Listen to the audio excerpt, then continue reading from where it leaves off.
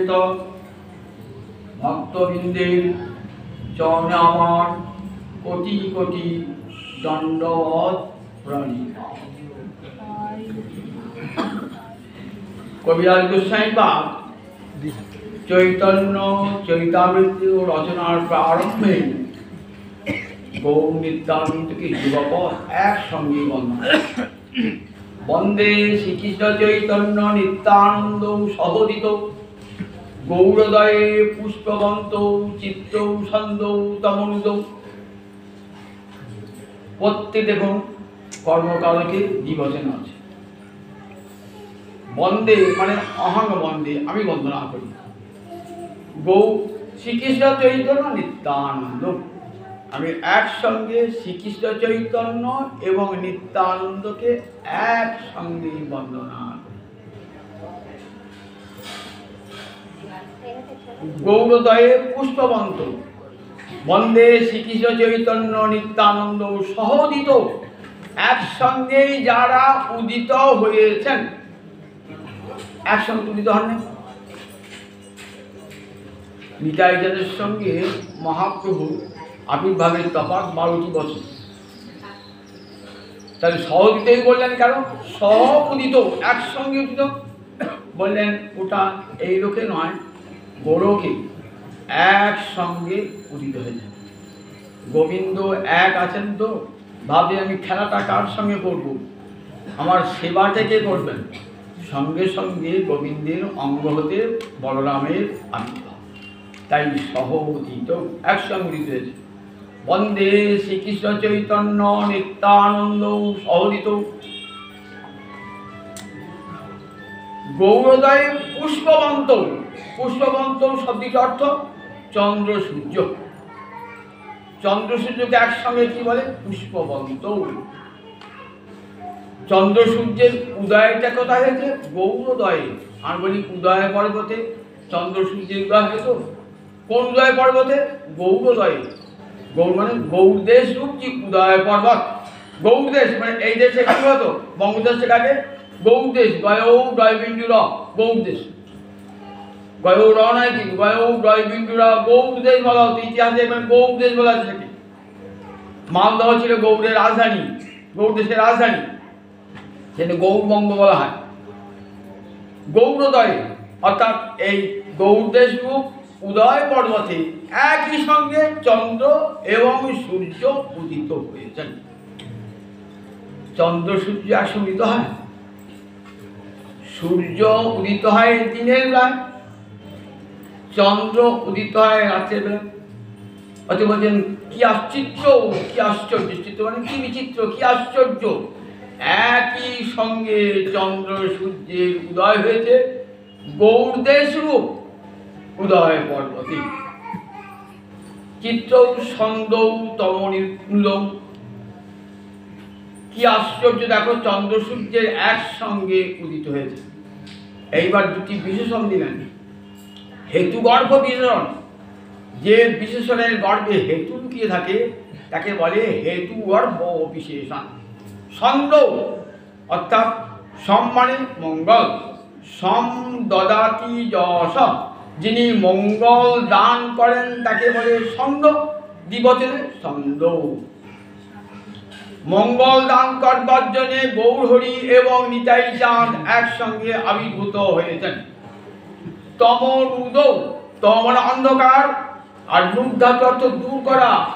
কলির অন্ধকার দূর করবার জন্যে গৌরহরি এবং নিতাই চাঁদ দুজনেই আবির্ভূত।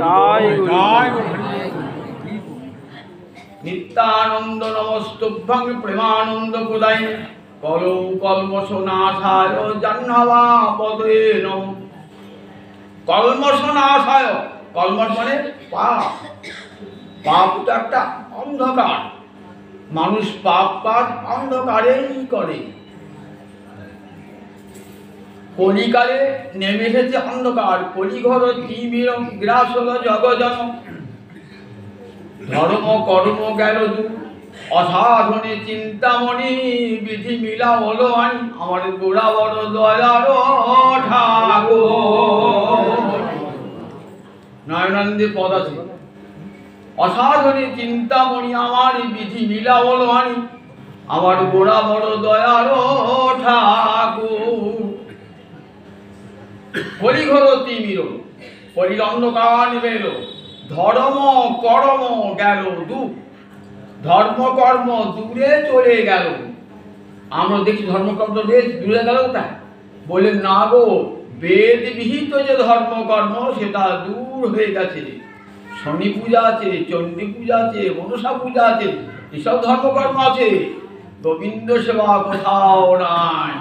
প্রথম কলিত হইল ভবিষ্য আচার, কোথাও নাই। তাই ধর্ম কর্ম গেল দূর। বেদ বিহিত ধর্ম অনুসরণ না করলে কখনো সেটি মুক্তির দ্বার হয় না।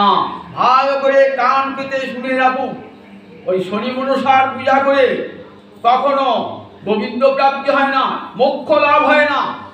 বেদ যে ধর্মের কথা বলেছেন সেই ধর্মটি অনুসরণ করতে হবে, নইলে হবে না।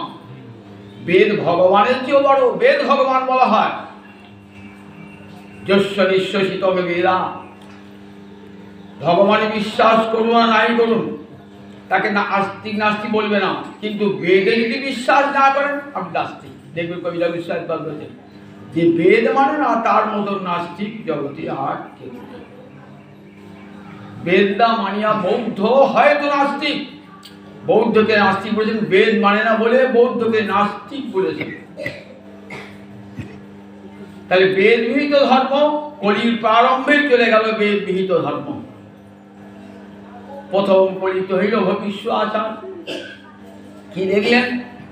মঙ্গল চণ্ডীর গীত করে জাগরণে, দম্ভ করি বিশ্বহরি পূজে পঞ্জনে। কলির প্রারম্ভে দেখলেন জগতে নবদ্বীপ এমন জায়গা, পণ্ডিতের জায়গা, সেখানে ন্যায়ের বিচার আছে, অলঙ্কার ছন্দ বিচার আছে, তর্কশাস্ত্রের বিচার আছে, কিন্তু কোথাও গীতা ভাগবতের পঠন পাঠন কোথাও হয় না, কোথাও হরিভক্তির কথা কোথাও হয় না। অদ্বৈতাচার্য গোপনে লুকিয়ে লুকিয়ে ভয়ে ভয়ে দু চারজন ভক্তকে নিয়ে গীতা ভাগবত পাঠ করত। তাই ধর্ম কর্ম গেল দূর, অসাধনে চিন্তামণি আমাহারি বিধি মিলাবল আনি, গোড়া বড় দয়ার ঠাকুর আমার গৌর হরি কৃপা করে আপনি লুট হলেন। বিনা সাধনে আমরা গৌর হরিকে পেয়েছি। চিন্তামণি যাকে চিন্তা করলেই মঙ্গল লাভ হয়ে যায়, অসাধনে চিন্তামণি বিধি মিলাবল আনি, গোড়া বড় দয়ার ঠাকুর গোড়া গৌনি কহনে না যায়, কত শতুরানন কত চতুরানন গোড়া গুণ বর্ণিয়া করোনাহি পায়। গৌর হরির গুণ বর্ণনা করে কেউ সীমা পায় না, শেষ পায় না। চারিবেদ সরদর্শন করিয়াছে যেই জন, সে যদি গৌরাঙ্গ নাহি ভজে, বৃথা তার এই অধ্যয়নে লোচনবিহীন জন, অন্ধের দর্পণে কিবা কাজে। চারি বেদ পড়েছেন, 6টি দর্শন শাস্ত্র পড়েছেন, কিন্তু গৌরাঙ্গ ভজন করেন না। বলেন তার যেমন বৃথা তার অধ্যয়ন লোচনবিহীন জন, বলেন তার অধ্যয়নটাই বৃথা, লোচনবিহীন। অন্ধ ব্যক্তির কাছে দর্পণ নিয়ে যেমন কোনো কাজে লাগে না, তার শাস্ত্র তার কোনো কাজে লাগবে না। লোচনবিহীন জন, অন্ধের দর্পণে কিবা কাজে। অন্ধের দর্পণে যেমন কোনো কাজ নাই, ঠিক তেমনি তার শাস্ত্র জ্ঞান বৃথা শাস্ত্র জ্ঞান। বেদ বিদ্যা দুই কিছু নাহি জানত, সে যদি গৌরাঙ্গ করে সার। বেদও পড়ে নাই, কোনো স্কুল কলেজ যায়, লেখাপড়া শেখে নাই, কিন্তু গৌরচরণকে সার করেছে। নয়নানন্দিতে ভনে সেই সে সকলই জানে, সর্ববিদ্যা করতলে তার, সর্ববিদ্যা তার করতলে। যে গৌর হরির চরণ সার করেছে, সেই গৌর হরি এসে আর নিতাই চান। গৌর হরি বললেন আমার অপূর্ণ কাজ তুমি করবে নিতাই, যাও নিতাই গৌর দেশে গিয়ে জগতের সমস্ত যে নিতাই আমার বলে কি বললেন, নয়নে দেখিবে যারে নাম প্রেমে দিও তারে, দেখো নিতাই কেহ যেন বঞ্চিত না। নিতাই আমি রইলাম পুরীতে নিরাচলে গম্ভীরা মন্দিরে মুনি ধর্ম ধারণ করে। আমার নাম বিশ্বম্ভর, আমি বিশ্বকে নাম প্রেমে ভরিয়ে দেবো বলি। আমার মাতামহ আমার নাম রেখেছিলেন বিশ্বম্ভর। আমার কাজ তো অপূর্ণ হয়ে রইল। আমি রইলাম নীলাচলের গম্ভীরায়, রাধা ভাবিত হয়ে কান্তের হা কৃষ্ণ বলি। জীবকে তো কৃষ্ণ বলানো হলো না, আমি তো জীবকে কৃষ্ণ বলানোর জন্যই অদ্বৈত প্রভু আমার গঙ্গার তীরে গঙ্গা জল তুলসী দিয়ে আমাকে নিয়ে এসেছিলেন। জীবকে হরি বলাই, কিন্তু আমি তো বলাতে পারলাম না। যাও তাই, তুমি তো আমার অভিন্ন তনু, তুমি গিয়ে জগৎ জীবকে কৃষ্ণ নাম বলাও। নিতাই চাঁদের আসবার ইচ্ছা নাই, কিন্তু নিতাই চাঁদকে আদেশ করেছেন। তো নিতাই ভাবছেন আমি তো সেবক, আমি তো এসেছি আমার গৌরহরির প্রাণের গৌরহরির সেবা কাটবার জন্য। সেবকের ধর্মই হলো সেব্যের আজ্ঞা পালন করা। আজ্ঞা পালন তো আমার ধর্ম। রাম অবতারে লক্ষণ রূপে রামচন্দ্র কত কঠিন আদেশ করেছেন, লক্ষণকে তাই পালন করতে হয়েছে। আজ্ঞা গুরুনাম ঝ বিচারণীয়া, মহাকবি কালিদাস লিখছেন।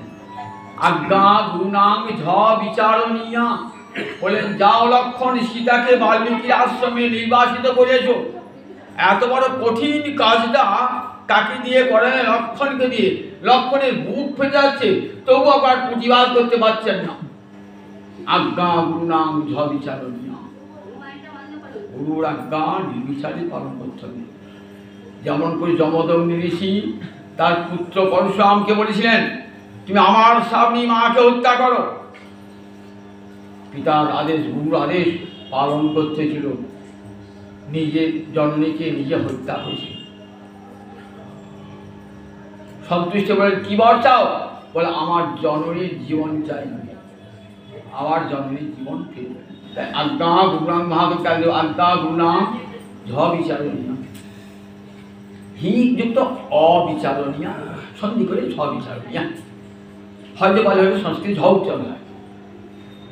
আজ্ঞা গুরুনাম, গুরুর আজ্ঞা অবিচারে পালন করতে হয়।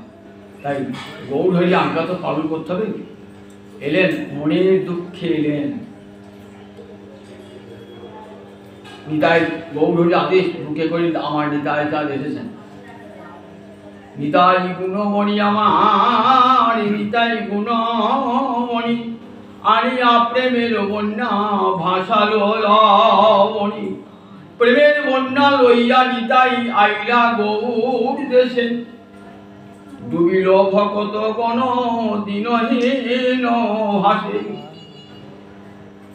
নিতাই এক আসেন নাই, কত দ্বাদশ গোপাল উপগোপাল কত অসংখ্য পরিকরগণকে সঙ্গে এলেন। মহাপ্রভু আদেশ, নগরী নগরী গ্রামে গ্রামে সর্বত্র গঙ্গার দুই কূল ধরে তুমি যেখানে নয়নে দেখিবে যারে, নাম প্রেম দিও তারে। দেখো নিতাই কেহ যেন বঞ্চিত না হয়, যাকে দেখবে তাকে নাম দেবে। নামের সঙ্গে প্রেম তার শুধু নাম নয়, ব্রহ্মার দুর্লভ প্রেম। প্রেমের বন্যা লইয়া নিতাই আইলা গৌর দেশে। কি জেনে দেখো যে রাধা প্রেম ব্রহ্মাদিও দুর্লভ। দেখবেন শ্রীমদ্ ভাগবতে উদ্ধব বলছেন ওগো রাধারানী, ওহে ব্রজগোপীগণ, তোমাদের ওই প্রেমের কণা জগতের যোগী ঋষি যারা, তারা এক কণা বাঞ্ছা করেন, এক কণা বাঞ্ছা করেন। এমন তোমাদের কৃষ্ণ প্রীতি তার এক কণা। তাই ভগত্ব লোক পূজিতা, যুগ যুগ ধরে তোমরা লোক পূজিত হয়ে থাকবে।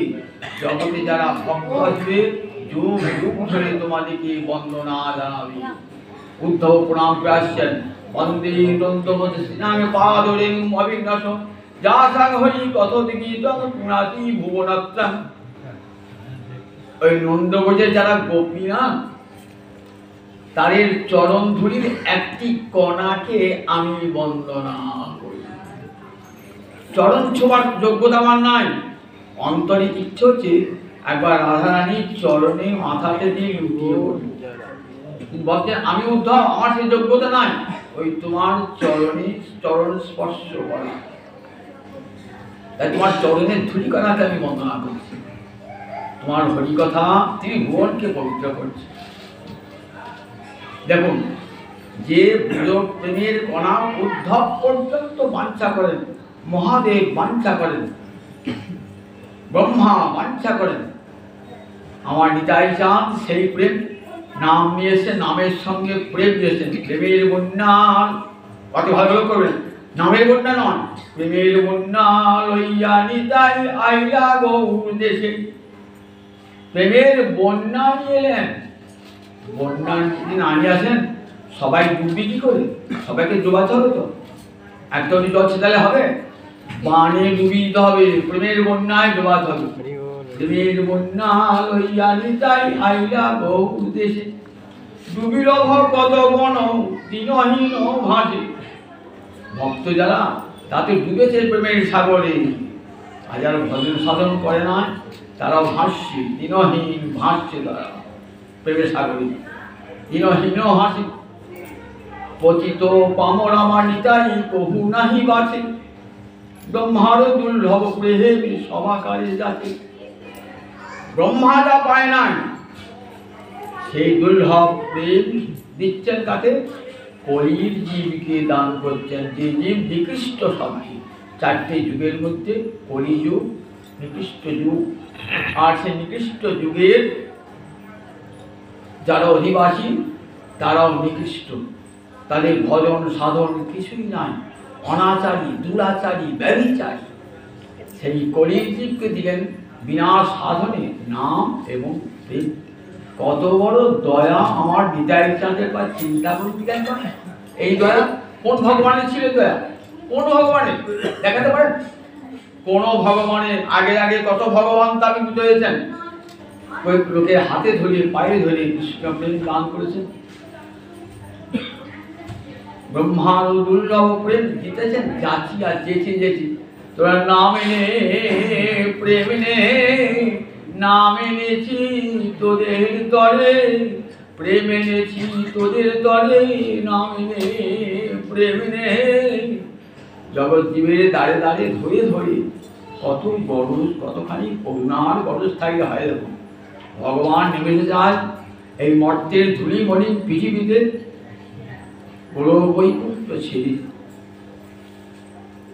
ভগবানের আনন্দ স্বরূপায় নিত্যানন্দ হয়ে এসেছেন, জগৎ জীবকে করুণা করবার। প্রেমের বন্যা লইয়া নিতাই আইলা গৌর দেশে, আবদ্ধ করুণা সিন্ধু কাটিয়া মহান, ঘরে ঘরে উড়ে প্রেম অমিয়ার মান। করুণা সিন্ধু আমার গৌরী করুণা সিন্ধু আটকিয়েছিল, মহানা কেটে দিলেন। যাও এইবার জল গড় গড় করে প্রেমের বন্যা সর্বত্র প্রবাহিত হয়। আবদ্ধ করুণা সিন্ধু কাটিয়া মহান, ঘরে ঘরে উড়ে প্রেম অমিয়ার বান। প্রেমামৃতের বান শরীরের সকল জীবের মধ্যে। চণ্ডালে প্রতিটি জীবে যে ঘরে ঘরে যাইয়া আমার হরিনাম মহামন্ত্র দিচ্ছেন বিলাইয়া। যারে দেখে তারে কহে তন্ত্র দিন ধরি, আমার এই কিনিয়া ভগবান বলো গো। হাতে ধরি পায়ে বলে একবার কৃষ্ণ বলে রে, তোদের হাতে ধরি পায়ে পড়ি একবার কৃষ্ণ বলে রে। নগরে নগরে ভজ গৌরাঙ্গ, কহ গৌরাঙ্গ, লহ গৌরাঙ্গে নামে। আমার যে গৌরাঙ্গ ভজে সে হয় আমার প্রাণে রে। এ গানটা নিতাই চাঁদের গান, জগৎ জীবের দুয়ারে দুয়ারে গাইছেন। আমার ভজ গৌরাঙ্গ, কহ গৌরাঙ্গ, লহ গৌরাঙ্গে নামে। আমার দিদরা গৌরাঙ্গ ভজে সে হয় আমার প্রাণে। যে গৌর ভজে সে আমার প্রাণ। এমনি করে নিতাই চাঁদ নিয়ে এসেছেন গৌর গৌর গৌর প্রেম নিয়ে এলেন, কৃষ্ণ প্রেম নিয়ে এলেন, জগতে দান কাটবার জন্য নিতাই এলেন। কতখানি করুণা আমার নিতাই। তাই লোচন দাস বলছেন, নিতাই মোর জীবন নিতাই মোর জাতি, নিতাই বিহনে মোহর আর নাহি গতি। সংসার সুখের মুখে তুলে দিয়ে ছাই, নগরে মাগিয়া খাবো গাহিয়া নিতাই, যে দেশে নিতাই নাই সে দেশে না যাও, নিতাই অভিমুখ জনাহার মুখ না হেরিব। যে নিতাই ভালোবাসে না তার মুখ দেখবো না, তার মুখ দেখবো না। গঙ্গা ধারে পদ জহর হর শিরে ধরে, হেন নিতাই না ভজিয়া দুঃখ পাইয়া মরি, হেন নিতাই না ভজিয়া দুঃখ পাইয়া মরি। গঙ্গা যার যে নিতাই চাঁদের পদে জল মহাদেব মাথায় ধরেছেন, এমন নিতাই ভজনা না করে বলে দেখো দুঃখ পাইয়া মরি। এমন নিতাইকে যে ভজনা করে না, এমন করুণা ঠাকুর, এমন করুণা আর কোন ভগবান হয়েছে। নিতাই যেমন সিদ্ধ চন্দ্রের কোন এই চন্দ্রসূর্য না, বহুঘড়ি মাঝে মাঝে কখন একবার দেখা দিয়েছে রৌদ্র তেজ, যখন এই মাথায়কে দমন করবার সময় তখন একবার ভয়ঙ্কর প্রখর মার্তণ্ড তেজ সূর্যের রুদ্র রূপ ধারণ করেছে আমার মহাপ্রভু। কিন্তু নিতাই যাবে রাত্রিকালে যেমন চন্দ্রের সিদ্ধ কিরণ নেমে আসে মধ্যাহ্ন সূর্যের তাপ থেকে জীবকে রক্ষা করবার জন্যে, যে নিতাই চাঁদের চরণের ছায়ায় নিতাই পদ কমল পতি চন্দ্র সুতল, যে ছায়ায় জগৎ জুড়াই, জগৎ জুড়াই যাইব নিতাই চরণ কোমলের ছায়ায়, জগৎ জুড়াই যাইব। কিতাব জ্বালা ডুবিয়ে যায় যদি একবার নিতাই চরণকে কেউ আশ্রয়। তাই নিতাই আমার যেন চন্দ্র, গৌর হরি সূর্য, পুষ্পবন্ত বললেন গৌর হরি সূর্যের নিতাই চাঁদ। সেই নিতাই চাঁদকে আদেশ করেছেন, নিতাই চাঁদ আসছেন সর্বত্র হরিনাম বিতরণ করতে করতে। আগের দিন আমরা শুনেছি এই যে আধ এসেছেন, এই যে আধ থেকে গেলে কোথায়, এই এবার ঠাকুর গেলেন সপ্তগ্রামে, তিনবে সপ্তগ্রামে গেছিলেন। সপ্তগ্রামে উদ্ধারণ দত্ত নাম শুনেছেন তো, আমরা সবাই যান পয়লা মাঘ উদ্ধান দত্তের মেলায় যান সবাই তো। এই উদ্ধান দত্ত কোথা গেল? সপ্তগ্রামে দ্বাদশ গোপালের একটা গোপাল, নাম সুবাহু গোপাল। গোপাল মানে গোরক্ষক, গো পালন করে যে তাকে গোপাল বলে। আর রাখাল বালক কৃষ্ণ বলরামের সঙ্গে যারা বগি চড়াতো তারা সবাই তো গোপাল। দ্বাদশ গোপালকে সঙ্গে নিয়ে এসেছে। এই দ্বাদশ গোপালের একটা গোপাল হলো উদ্ধারণ দত্ত, স্বর্ণবণী সুবর্ণবণী। ত্রিবেণীতে কেমন আসছেন যখন নিতাই চান না, গঙ্গায় স্নান করে বটবৃক্ষে তলে বসেছেন, বহু দিয়ে যেন সেনা চরণে পড়েছেন উদ্ধারণ দত্ত। প্রভু আমার গৃহে আজ আপনার সেবা হয় প্রভু। নিতাই চাঁদ বলছেন তোর জন্যই তো আমি অপেক্ষা করে আছি, দেখুন কোনো সেনাই পরিচয় নাই, তোর জন্যই তো। ওই তো গোপাল চিনে ফেলেছেন নিতাই চাঁদ, নিজের গৃহে নিয়ে গেলেন, ভোজন করালেন। এই উদ্ধান দত্ত আর নিতাই চরণ ছাড়েন। কোটি কোটি টাকার মালিক তখনকার দিনে, নৈহাটি রাজার দেওয়ান। কত টাকা দিন বলুন নিতাই চাঁদ? সপ্তগ্রাম জুড়ে তার জমিদারি, কোটি কোটি টাকা উপার্জন। তখনকার সরকার লক্ষণ সেন, বলাল সেন এরা টাকা ধার নিত। আগে যেমন শিল্পপতির কাছ থেকে টাকা ধার নেয় না, শিল্পতির কাছে বড় বড় শিল্পতির কাছে টাকা ধার নিয়ে সরকার যত বড় বড় কারখানা কোম্পানি খুলছে। তখনকার দিনে এই উদ্ধান দত্তের কাছে টাকা ধার নিত। বুঝুন কত টাকার মালিক ছিল উদ্ধান দত্ত। যেদিন নিতাই চাঁদের চরণ আশ্রয় করল সেদিন থেকে উদ্ধান দত্ত দেখুন কেমন যেন উদ্ধান দত্ত উঠিয়েছিল, কতদিন কৃপা হবে। আস্তে আস্তে সমস্ত বিষয় কার্যে ঔদাসীন এসে গেল। গুরুর চরণ এক মুহূর্ত গুরুদেবের চরণ ছাড়া হবেন না। দীক্ষা দান করলেন, নাম হয়ে গেল উদ্ধারণ। আগে নাম ছিল দিবাকর, নাম হয়ে গেল উদ্ধারণ দত্ত। সুবর্ণবন সোনার বেনে সঙ্গে থাকতেন উদ্ধারণ দত্তের সঙ্গে। আমার উদ্ধারণ দত্ত মহাপুরুষ নিতাই চাঁদের সঙ্গেই থাকতেন। সবাই বলতেন যে আচ্ছা এই যে উদ্ধারণ তখনকার দিনে সোনার বেনের হাতে জল চলত না, রঘুনন্দনের এমন স্মৃতি দিদি না বলে হিন্দুর মধ্যে কত ভাগ, বামুনের মধ্যে কত ভাগ, ক্ষত্রিয়ের মধ্যে কত ভাগ, বৈশ্যের মধ্যে কত ভাগ, শূদ্রের মধ্যে কত ভাগ। সোনার দিনে সরকার হাতে জল অচল ছিল, নিতাই চাঁদ জাতি বিধান করতেন, উদান করতে স্বয়ং। তা বলছেন যে আচ্ছা আপনি কার হাতে খান? বলে আমি কোনো নিজের রান্না করি, কোনোদিন এই উদ্যান দত্ত রান্না করি। হ্যাঁ, সোনার বিনে হাতে খান? বলে হ্যাঁ, আমি তো বয়লার ছিলে নিতাই চাঁদ, আমি তো সব খাই, আমি নিতাই চাঁদ, আমার তো জাতি বিচার নাই। একটা ঘটনা বলি, একদিন এক ব্রাহ্মণ এসেছেন উদ্যান দত্তের গৃহে। তর্ক বিচার করতে করতে ব্রাহ্মণের অনেক বদ্ধান উত্তীর্ণ হয়ে গেল। তখন নিতাই চাঁদ উদ্যান দত্ত বলছেন, দেখো ব্রাহ্মণ যেন অভুক্তে না যায়, অভুক্তে না যায়। বলেন হে ব্রাহ্মণ, আপনার আমার গৃহে ভোজন করেন। বেশ, ভোজন শেয়ার করলো, অনেকটা বেলা হয়ে গেছে, স্নান টান করে আসেন। যে দেখছেন রান্না করে কে রাঁধছে? বলছি ও বেনেতে রাঁধছে, আমি ব্রাহ্মণে খাবো, বেনাতে রান্না আমি খাবো, চলে আসছি। শুনুন বসুন বসুন। অবশ্যই যেতে নাই না, ঠাকুরের ভোগ এসে প্রসাদ হয়েছে তো, প্রসাদ হয়েছে তো। বহু কষ্টে বসালেন। এবার উদ্যান দত্ত পরিবেশন করতে এসেছেন। বাবা বেনিয়ে রান্না করেছে, আবার বেনিয়ের হাতে পরিবেশন, মেকআপ উঠে পড়েছে।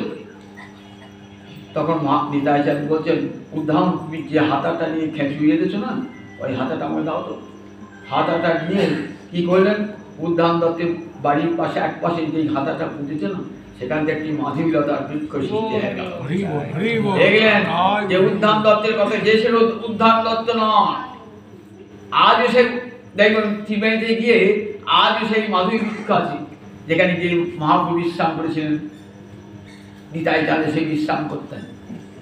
যে সেই উদ্যান দত্ত সর্বস্ব উজাড় করে দিয়েছিলেন নিতাই চাঁদের জন্য।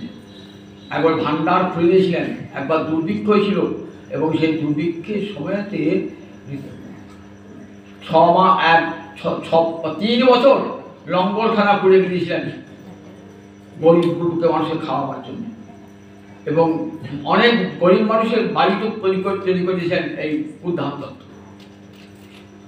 সেখান থেকে উদ্যান দত্ত সঙ্গে গোটা সমস্ত ত্রিবেণীতে সর্বত্র হরিনাম প্রচার করে কোথায় এলেন শান্তিপুরে। শান্তিপুর থেকে নবদ্বীপ এসেছেন আমার মহাপ্রভু। নবদ্বীপ এসে কোথায় রয়েছেন? হিরণ্য পণ্ডিত বলে এক ব্রাহ্মণের গৃহে রয়েছে। হিরণ্য পণ্ডিত আপনারা চৈতন্য ভাগবতে দেখেছেন যে হিরণ্য পণ্ডিত আর জগদীশ পণ্ডিত এরা একাদশীর দিন একাদশীর উপাস করতে হরিবাসর কীর্তন করত। নিমাই তখন ছোট্ট, বলছেন হিরণ্য পণ্ডিত আর জগদীশে গিয়ে হরিবাস হচ্ছে, ওই হরিবাসে গোবিন্দকে নৈবেদ্য আছে, নৈবেদ্য আমি খাবো। এই নৈবেদ্য থাকলে গোবিন্দকে নিবেদন করবো না, কান্না না কিছুই আমি ছাড়বো না, কান্না থামে না। জানতে পেরেছেন হিরণ্য পণ্ডিত আর জগদীশ, সেই শিহরির নৈবেদ্য নিয়ে এসে নিমাইকে খাওয়ালেন, গোপালকে নিতাই নিমাইকে খাওয়ালেন। সেই হিরণ্য পণ্ডিত গৃহে থাকতেন। নবদ্বীপ এসে ওই হিরণ্য পণ্ডিতের গৃহে থাকতেন। নবদ্বীপ এসে আগের দিন বলেছে আমাদের কত অলঙ্কার করেছেন নিতাই চাঁদ, গায়ে অলঙ্কার নিতাই চাঁদের। সন্ন্যাসীতে অলঙ্কার করতে নাই তো, কি নিতাই চাঁদের হাতে অলঙ্কার, কানে অলঙ্কার, চরণে সোনার মুকুট, গলায় হার রয়েছেন তো। নাম করছেন, কীর্তন করছেন। একটা নবদ্বীপে এক ব্রাহ্মণ, সে দস্যু ডাকাত। ব্রাহ্মণ হয়ে যাবে জাতিতে, তার কাজ দস্যু বৃত্তি করা। সে সাধু সেজে ঢুকে পড়লেন নিতাই চাঁদের সঙ্গে, দল কীর্তন করছে। তর্কে আছে কবে নিতাই চাঁদের অঙ্গ থেকে অলঙ্কারগুলো চুরি করি। নিতাই চাঁদ জানতে পারবেন না, স্বয়ং আনন্দদেব নিতাই চাঁদ হয়ে এসেছেন, জানেন না তিনি? জানছেন দুষ্ট লোক, তাকে তো উদ্ধার করতে হবে। কিন্তু গোবিন্দের মায়া কি সে তো জানে না। কৃষ্ণ মায়ায় দেখুন, দৈবিচ্ছেষা গুণময়ী মম মায়া দুরত্বয়া মামেবদে প্রপদ্যন্তে মায়ামেতাং তন্ত্রিতে। গোবিন্দের মায়ায় ভোলে না এমন লোক জগতে নাই। তাই গোবিন্দ মায়ায় সে বিমোহিত হয়ে নিতাই চাঁদের সঙ্গে সঙ্গে সে ঘুরছে। দস্যুর দল তার সকলকে বলে দিয়ে, চরটিকে বলে দিয়েছে, জানিস তো এই অবধূতের অঙ্গে অলঙ্কার, দামি দামি অলঙ্কার আছে, চুরি করতে পারলে বাস, আমাদের আজ কিছু করতে হবে না। কোথায় থাকে খোঁজ নেন, দেখলেন হিরণ্যকর্ণের বাড়িতে থাকে রাত্রিবেলাতে। বলে চল আজ আমরা চণ্ডী মায়ের পূজা করে চলে যাবো। ডাকাতে কালী বলো না, চণ্ডী মায়ের পূজা, যার এই ডাকাতে কালী পূজা কারা করতেন, যারা অবৈদিক তান্ত্রিক, অবৈদিক। দেখবেন মার্কণ্ডীয় পুরাণ নিজের চন্ডিকা করেছেন, তিনি কিন্তু ডাকাতি কালী নন, তাকে কখনো মধ্যমাংস দিয়ে পূজা করার কথা কোথাও লেখেন নাই বাড়িতে। তিনি শ্রীহরির শক্তি পরিষ্কার বলা আছে একবারে, চণ্ডী পড়েন তো আপনারা, চণ্ডীদেব পড়েন, চণ্ডীতে বলা আছে একবার তিনি সাক্ষাৎ শ্রীহরির শক্তি। কোথাও মধ্য মাংস দিয়ে সেই চণ্ডীর উপাসনা কোথাও নাই, কেউ দেখাতে পারবেন না। পরবর্তীকালে বেদ বিরোধী তান্ত্রিকেরা এই চণ্ডীকে নিয়ে এসছেন, তারা এইসব মধ্য মাংসের পূজা করে। তাকে কেমন সাজিয়ে দেখুন, মা চণ্ডীর সেবা করে ডাকাতি করবে, কারণ অসৎ উদ্দেশ্যে মায়ের পূজা করে বাবা, অসৎ উদ্দেশ্যে। মা যদি জগৎ জননী কৃপাময়ী করুণাময়ী, তাকে মধ্যমাংস দিয়ে পূজা করে তার কাছে কি চাইছেন, আমি ডাকাতি করতে পারি, ডাকাতে কালী। তাই যে পূজা করছে, চলো চণ্ডী মায়ের পূজা করে যাবো, আর নিশ্চয়ই সফল হব। লুকিয়ে থাক, তককে তককে থাক, কখন নিতাই চান দেখছেন হিরণ্যকর্ণে গৃহে কত লোক কীর্তন করছে, কীর্তন করে আছে, একটা মনে হয় চর পাঠাচ্ছে, দেখে তো ঘুমলো কিনা, এই যে অনেক রাত পর্যন্ত কীর্তনই এসেছিল, কীর্তনই হচ্ছে, বহু লোক কীর্তন হচ্ছে। তবে একটু আপনার নিদ্রা দেয়, ঘুমিয়ে পড়ুন, তারপর নিদ্রা যে দেখুন, নিতাই চাঁদের মায়াতে সবাই নিদ্রা গেছে। কারা? ডাকাতের দল সব বনের মধ্যেই ঘুমিয়ে পড়েছে, ঘুমিয়ে পড়লো, বনের মধ্যে ঘুমিয়ে পড়লো। ওরা কখন নিতাই চাঁদ এবং তার সাঙ্গ ফাঙ্গ ঘুমিয়ে অপেক্ষা আছে, নিজেই সব ঘুমিয়ে পড়েছে মায়াতে বিমোহিত হয়ে। সকালবেলা যে মাথার পর কা কা করে কাক গেছে, এ বাবা বই গেছে কি, এই যা চুরি করা হলো না তো, এই পুজো ঠিক মতো হয় না, চণ্ডী মায়ের পুজো ঠিক মতো হয় না, আবার পরের দিন যায়। ঠিক তখন আজ এসে ঘুমলো, আমরা একজন বলছে তুই আগে ঘুমালি, তুই আগে ঘুমালি, পরস্পর প্রসার করি। ডাকাত দল শ্রদ্ধা করে, দেখ পরস্পর দোষ দিকে লাভ, দোষ তো লাভ নাই, দেখ আর চণ্ডী মায়ের ইচ্ছা হয় না, চল আবার কি আর পরের দিন যাবো, কি আছে। পরের দিন আবার গিয়েছে হিরণ্য পণ্ডিতের গৃহে, গিয়েছে গিয়ে দেখে কি করছে, দেখলে নিত্য কীর্তনে মাতোয়ারা। কি দেখলে, ওই বাবা যারা কীর্তন গাছে না, কীর্তন সব সিপাহী, সব হাতে হাতে সব অস্ত্র রয়েছে, পদাতিক, হাজার হাজার কোথা থেকে এলো, ওই যাই লোকটা জানিস খুব বড় লোক জানিস তো, তাই দেখ মনে হয় কোনো লোক এসেছে, বড় বড় লোক এসেছে, নিতাইকে রক্ষা করবার জন্যে। দেখছে হাতে সব অস্ত্র, হাতে সব রয়েছে, কীর্তন করছে, সব খোল করতাল রয়েছে, এদিকে অস্ত্র রয়েছে। তকে তকে থাক, দেখলেন দুবার তিনবার গেলেন, দেখলেন না কেউ তো ঘুমায় নাই, হাতে অস্ত্র নিয়ে নিতাই সব পাহাড় দিয়েছে। সেদিনও হলো না, সেদিনও ফিরে এলেন, বললেন চণ্ডী মায়ের ইচ্ছা হলেন, যাক দিন কত যাক, তারপর দেখ এইবার তৃতীয় দিন, তৃতীয় সুযোগ নিতে হবে। তৃতীয় সুযোগ নেওয়ার জন্য এসেছেন, ভালো করে চণ্ডী মায়ের পুজো টুজো দিয়েছেন, কালী মায়ের পুজো টুজো দিয়েছেন, যাতে এবার আমরা সফল হই। অনেক রাত্রি হয়ে গেছে, এদিকে আকাশে ঘন মেঘ, এইবার ঢুকবেন কি অন্ধকার হয়ে এসছে। যখন হিরণ্যকর্ণে বাড়ি ঢুকেছেন না, আর রাস্তা খুঁজে পাচ্ছেন না, কোন দিক দিয়ে ঢুকতে হবে, কোন দিক দিয়ে বেরোতে হবে, রাস্তা খুঁজে পাচ্ছেন না। এমন সময় প্রবল বৃষ্টি, ইন্দ্রদেব বাড়ি বর্ষণ আরম্ভ করেছে, প্রবল বাড়ি বর্ষণ, তার সঙ্গে ঝড়। ডাকাতের দল কোথায় পড়লো, খানা খান্দে পড়েছে, কেউ সেখানে পোকায় কামড়াচ্ছে, বিছেতে কামড়াচ্ছে, জোকেতে কামড়াচ্ছে, কাঁটার মধ্যে পড়েছে কেউ, কারো চোখ আর বন্ধ হয়ে গিয়েছে, রাস্তা খুঁজে পাচ্ছে না, কোথায় বেরিয়ে আসবে কেমন করে। চুরির দরকার নেই বাবা, বেরিয়ে পালাতে পারে মাছি, কিন্তু বাঁচাবি কেমন, পালাবে কেমন করে, বাজার সত্যি আর সব চোখ তন্দ হয়ে গেছে। তখন ডাকাত দল শ্রদ্ধা বলে, জানিস এই নিতাই দেশের লোক নয়, জানিস তো, নিতাইয়ের জন্য চুরি করতে এসেছি তো, নিতাই দেশে নয়, এটা ঠাকুর বটে, ঠাকুর বটে, দেখ দেখ এক কাজ মনে মনে ভাবেন, ওই যে ঠাকুরের কাজ চুরি করতে এসে সেই ঠাকুরেরই স্মরণ গ্রহণ। মনে মনে তাই সাথে যুগল চরণ করছেন, আমরা অপরাধী প্রভু, তোমার অঙ্গের অলঙ্কার চুরি করতে এসেছিলাম, 3 দিন পর পর চুরি করতে এসে ব্যর্থ হয়েছি, বুঝেছি তোমার ধন চুরি করার ধন, আমরা পরম অপরাধী, আমাদেরকে মুক্তি দাও। যাক, সকাল হলো, চলে এলেন। চলে আসার পর মনে বড় অনুতাপ হয়েছে, ব্রাহ্মণ মনে বড় অনুতাপ হয়েছে। গঙ্গা স্নান করে মনে ভাবছেন, এখন মুক্তি আমাকে নরক ঘাঁটতে হবে, কোথায় কি করে মুক্তি পাওয়া যায়? তাহলে চল ওই অবধূতের চরণ স্মরণ করি। অবধূত আমার করুণার সিন্ধু তো, নিতাই চাঁদের চরণকে স্মরণ করে বলি, হে নিতাই চাঁদ, তুই পতিত পাবন, আমি তো মহাপতি, তুমি কৃপা করে শুনেছি তুমি জগাই মাথায় যে কৃপা করছো, আমাকেও কৃপা করো। কে তুমি? আমি ব্রাহ্মণ। ব্রাহ্মণ? তা দেখো, আমি ব্রাহ্মণ হলে কবে দস্যু বিক্রি করতাম, আমি দল বল নিয়ে এসেছিলাম তোমার অঙ্গের অলঙ্কার চুরি করতে এসে, বুঝলাম তোমার অঙ্গের অলঙ্কার চুরি করবার কারো ক্ষমতা নাই। কৃপা করে, আমি পতিত পাবন অপরাধ করেছি, আর তুমি তো পতিত পাবন, আমাকে কৃপা করো। বললেন, তুমি দেখো, তুমি গঙ্গা স্নান করে এসো। গঙ্গা স্নান করে এলেন, বললেন, দেখো আমাকে, আমি গঙ্গা জলে ঝাঁপ দিব না, গঙ্গা এমন সুন্দর দেহ পেয়েছো, গঙ্গা জলে ঝাঁপ দিবে কেন? বলো আশিকে বলো, হরে কৃষ্ণ কৃষ্ণ কৃষ্ণ হরে হরে, হরে রাম রাম রাম হরে হরে। বলো আজ থেকে আর এই চুরি বিদ্যা করবো না, আর চুরি বৃত্তি করবো না। বলো আজ থেকে আমি তোমার সমস্ত পাপ হরণ করে নেবো, তোমার ভরণ পোষণ যা প্রয়োজন সব পেয়ে যাবে তুমি। আজ থেকে বলো। সমস্ত দস্যুর দল এসে নিতাই চাঁদের চরণে আশ্রয় করে, নিতাই চাঁদ উদ্ধার করে দস্যু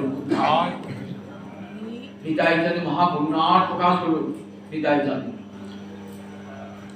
নিতাই চাঁদ গৌর দেশে সর্বত্র পূজা করছেন, যত পাপি তাপি সকলকে উদ্ধার করছেন। গৌর হরি যেন মনটা কেন, কতদিন গৌর হরিকে দেখি না। তা গৌর যখন যেতে নিষেধ করেছেন, আমি বঙ্গিয়া যাবো না, আমি যাবো পুরীর পাশেই কমলপুর লেখি জায়গা যাবো, সেখানে যাবো, সেখানে তার যেতে আপত্তি নাই। সেখানে গিয়ে নিতাই চাঁদ দিয়েছেন। উদ্দেশ্য গৌর হরিকে যদি দেখা হয়, মনে রাখছে গৌর আমার গৌর হরি যেতে নিষেধ করেছেন, নয়ন জলে ভাসছেন আর কাঁদছেন। একবার গৌরকে দেখতে পাবো না, আমার প্রাণের ঠাকুর গৌরকে দেখতে পাবো না, একবার মনে কাঁদছে। জানতে পেরেছেন গৌর হরি যে নিতাই চাঁদ এসেছেন, এত কাছে এসেছেন।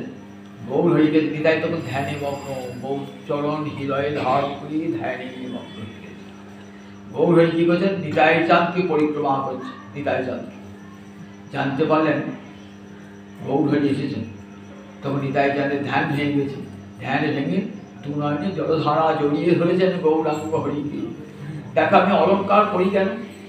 আমার হৃদয়ে তুমি রয়েছে তো, আমার এই অলঙ্কার দিয়ে আমি তোমার দেহকে সাজাই তো, আমার মনের স্বাদ হয়ে না, আমার প্রাণের ঠাকুর তুমি, তাই তোমাকে প্রাণ ভেবে সাজাই। আমি সব জগন্নাথ দর্শন করি। জগন্নাথ দর্শন করলেন, জগন্নাথ দর্শন করে খুব আনন্দ, পূজাইয়া মালা দিলেন। এবার কোথায় যাবেন? আর গঙ্গিয়া ঘুরবেন না, কোথায় যাবেন? গৌর আসতে বারণ করেছেন তো, মনে বড় অভিমান। কোথায় গেলেন? ওই গদাধরে গিয়ে যাবো। কোথায় থাকেন? টোটা গোপীনাথ। পুরীতে 3 নাথ, জগন্নাথ, গোপীনাথ, আলাদনাথ। বৃন্দাবনের 3 ঠাকুর, শ্রী গোবিন্দ, গোপীনাথ, মদনমোহন। এই 3 থেকে দেখি তো কৃষ্ণ রচনা, 3 থেকে দেখি শ্রী গোবিন্দ, গোপীনাথ, মদনমোহন। শ্রী গোবিন্দ হল গোবিন্দের মুখারবিন্দ, গোপীনাথ হল বক্ষস্থল, আর মদনমোহন হল চরণ। কেন বলুন দেখি? উষা দেবী শ্রীকৃষ্ণের না দিব উষা দেবী। উষা দেবীর ছেলের নাম ছিল বজ্র। বৃন্দাবনে এলেন তো, দিয়ে মহিষীবন কাঁদছেন, কৃষ্ণ বিরহে কাঁদছেন তো, তাই কৃষ্ণমূর্তি নির্মাণ করলেন। বজ্র শিল্পী ছিলেন, কৃষ্ণমূর্তি নির্মাণ করলেন। প্রথমটা নির্মাণ করলেন গোপীনাথ। বললেন বুকটা হয়েছে কিন্তু মুখটা হয়নি, বাঁধে। তারপরে মদনমোহন মূর্তি নির্মাণ করলেন, বললেন চরণটা হয়েছে কিন্তু মুখ হয় না, মুখ হয় না। তারপরে গোবিন্দ মূর্তি নির্মাণ করলেন। এবং মুখ যে গোবিন্দ মূর্তি মুখখানে সুন্দর হতো, মুখটা ঘোমটা টেনে দিয়েছেন। এই তিন মূর্তি থাক বৃন্দাবনে, শ্রী গোবিন্দ, গোপীনাথ, মদন মোহন। তিনকে একসঙ্গে, যে গোবিন্দ হলো মুখারবিন্দ, গোপীনাথ হলো বক্ষ, মদন মোহন চরণ। তাই বৃন্দাবনে এই তিনটি দেখবেন যেন, শ্রী গোবিন্দ, গোপীনাথ, মদন, তবে কৃষ্ণ দর্শন হয়। পুরীতে গেলে তিন নাথ, জগন্নাথ, আলালনাথ। জগন্নাথ কাছে আছে, আলালনাথ নারায়ণ, আর টোটা গোপীনাথ। আর নবদ্বীপে নিতাই, চৈতন্য, অদ্বৈত।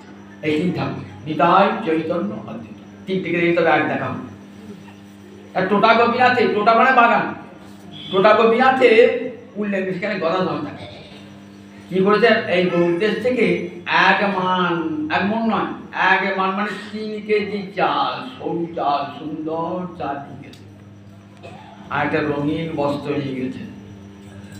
উঠেছেন, হরে কৃষ্ণ বলে উঠলেন টোটা গোপীনাথে। গদাধর তার আনন্দের সীমানা। গোপীনাথের সেবা করেন তো। এই গোপীনাথ সমুদ্র গর্ভ থেকে সমুদ্রে বাড়ি ফুটতে ফুটতে মহাপ্রভু বললেন, গদাধর দেখো একটা অপূর্ব নিধি পেয়েছি, নেবে? এই না টোটা গোপীনাথ, তুমি সেবা করো। ওইখানে গদাধর টোটা গোপীনাথের সেবা করতে। দেখবেন টোটা গোপীনাথ খুব উঁচু ছিল, গদাধর বৃদ্ধ গেছিল, মালা পড়াতে পারত না। তখন তাই গদাধর বলে, প্রভু আর তো মালা পড়াতে পারছি না, পুজো হয়ে গেছি। তখন টোটা গোপীনাথ বসা মূর্তি হয়ে গেল। সেই টোটা গোপীনাথ আজও বসা মূর্তি আছে। এই টোটা গোপীনাথে মালা পড়াতেন প্রতিদিন। হরে কৃষ্ণ বলে উঠেছেন, নিয়ে গেছেন চাল, প্রভু লাগাও গদাধর, এই চাল গোপীনাথের সেবায় লাগাও। আর এই রঙিন কাপড়টি গোপীনাথকে পরিয়ে দিই। খুব আনন্দ গদাধরের। কতদিন নিতাইকে দেখেন নাই। নিতাই আর গদাধর যেন অভিন্নতম। গদাধর বলছেন, যে নিতাই নিন্দা করে তার মুখ আমি দেখবো না, তার মুখ দেখবেন, নিত্যানন্দ নিন্দুকের মুখ দেখি না। খুব আনন্দ গদাধর, এমন চাল তুমি চোখেও দেখি না, এমন সুন্দর চাল তুমি নিয়ে এসেছো। সেই চালে রান্না হলো, গোপীনাথের ভোগ হলো। তো ব্যঞ্জন কি না, উঠোনে হয়েছে শাক, অনাদারে হয়েছে শাক, সেই শাক একটু রান্না হলো। আর একটা তেঁতুল গাছ ছিল, তেঁতুল পাতা সেটাকে বেটে অম্ল টক হলো, সেই লাগালো গোপীনাথের সেবায়। গোপীনাথের সেবায় খেতে বসেছেন। খেতে বসবেন, ঠিক এমন সময় আমার গৌর হচ্ছে হরে কৃষ্ণ, আমার তো নিমন্ত্রণ হলো না। নিতাই চাঁদের দ্রব্য, গদা আর গোপীনাথের প্রসাদ আর রন্ধন হলো গদাধরের। আমি নিমন্ত্রণ হতে বলি না, বলে দাও তোমরা, আমরা যা হয়েছে 3 জনে ভাগ করে দাও। 3 জনে ভাগ করে সেই প্রসাদ গ্রহণ করলেন। টোটা গোপীনাথের প্রসাদ ভোজন করলেন। নিতাই চাঁদ গৌর হরি, খুব আনন্দ। গৌর হরিকে দর্শন হলো, খুব আনন্দ। আজও দেখবেন টোটা গোপীনাথে সেখানে ওই মহাপ্রভু যখন বিলীন হয়েছিলেন না জগন্নাথের, এক অংশ টোটা গোপীনাথে বিলীন হয়েছিলেন, এক অংশ জগন্নাথে বিলীন হয়েছিলেন মহাপ্রভু। তাই উনি গেলে পারে টোটা গোপীনাথ দেখতে হবে। টোটা গোপীনাথ, আলালনাথ এবং জগন্নাথ। এই টোটা মানে বাগান। সেই গোপীনাথ থাকতে বলে, বাগানে থাকতে বলে নাম হয়ে টোটা গোপীনাথ। এমনি করে নিতাই চাঁদ রাত দেশে আবার ফিরে এলেন। রাত দেশে ফিরে এসে আবার সর্বত্র হরিনাম পূজা করতে এলেন এবং মহাপ্রভুর নির্দেশে এইবার দ্বার পরিগ্রহণ করবেন। পরের দিন রবিবারে শোনাবো 8টা 10 দেখে চলে দেবে, কাজে আর বলতে পারবো না। পরের দিন এসে আবার এই জায়গাতে জয়